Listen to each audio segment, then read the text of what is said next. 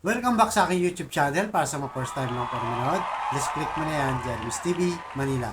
Anyway guys, wala nang bayad to, libre lang. Tulong mo na lang din sa kapwa mo. Alright, thank you very much po.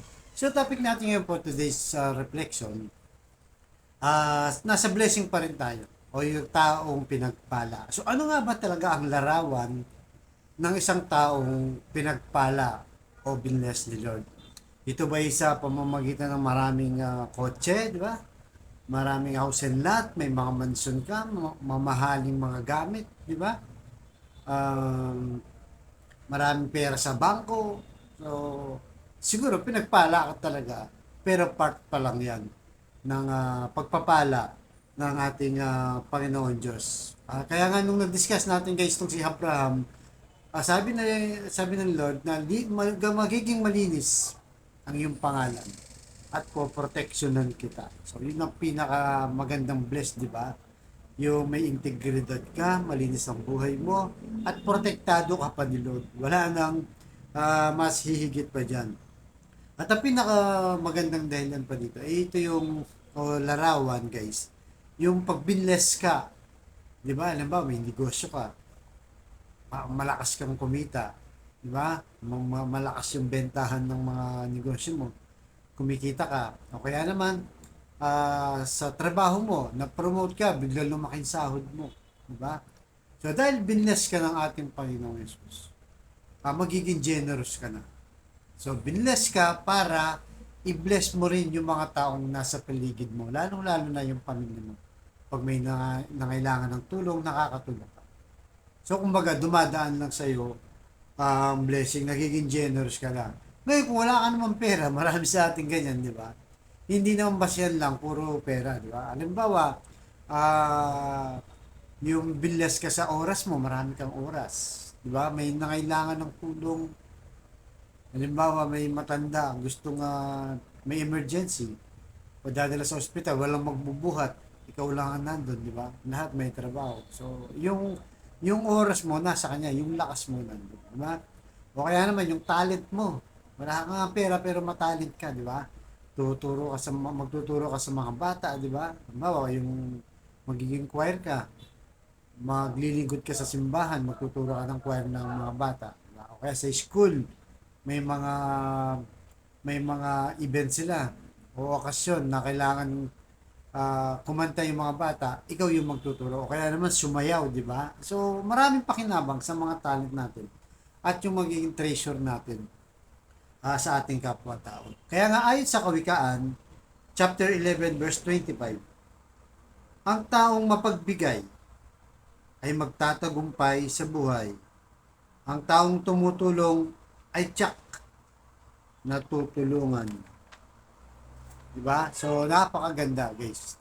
Very generous yung napag-uusapin natin ngayon na maging kapag mapagbigay ka daw, magtatagumpay ka sa buhay. Kumbaga, magaan sa'yo.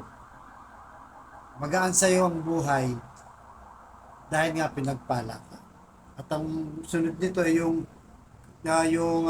pag tumulong ka o willing kang tumutulong, sigurado darating yung panahon, tutulungan ka rin ng mga tao.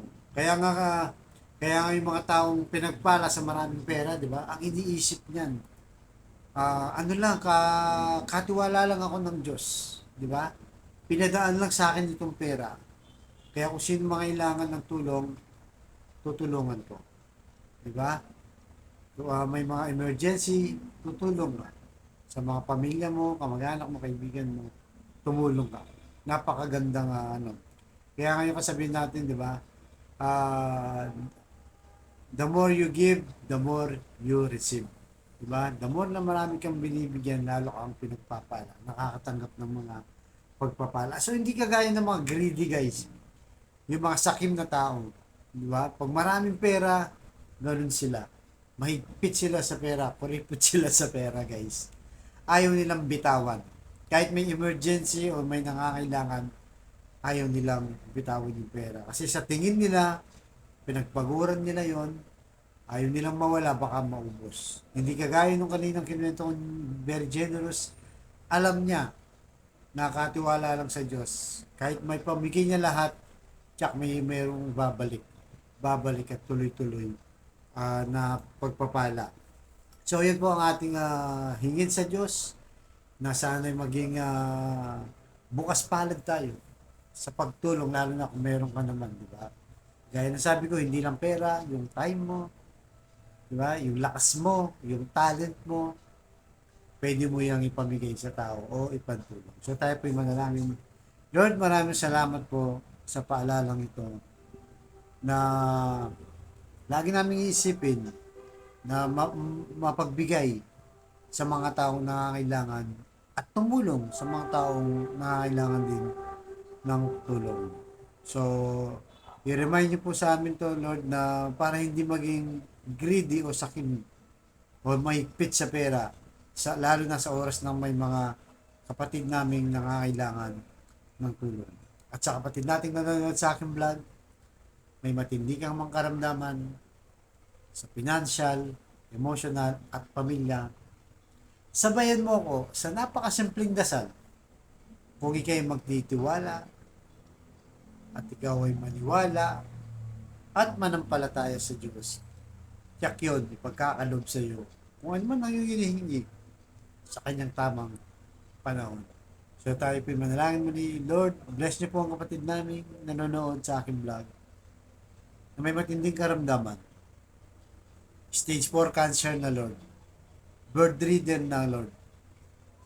At kung ano pa mang uring bumabalot, nagpapahirap sa kanyang katawan, ipuhin niyo po, Lord, yung mapagpagaling na kamay. Aplusin niyo po, Lord. Yakapin niyo po, Lord. Tanggalin niyo po, Lord, ng kanyang mga karamdaman sa kanyang katawan para po sa kanyang pamilya. Ganon din po, Lord, sa mga pamilyang nagkawatak-watak, nagkasira-sira dahil sa hindi pagkakauno.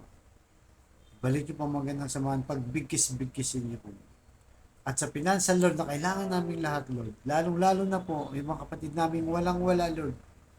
Ultimo pambili ng bigas, ng ulam, pambawon sa mga bata, pambili ng gamot, pambayad sa upa, Lord, lahat ng ito, Lord. Bless niyo po ang aming hanap buhay para mai-provide namin ang pangailangan namin. Sumunod ng tiniling namin sa matamis na pangalan natin, Panginoong Jesus. Amen and amen. To God all be the glory. Sa ngalan ng Ama, ng Anak, ng Diyos Espiritu Santo. Thank you very much po.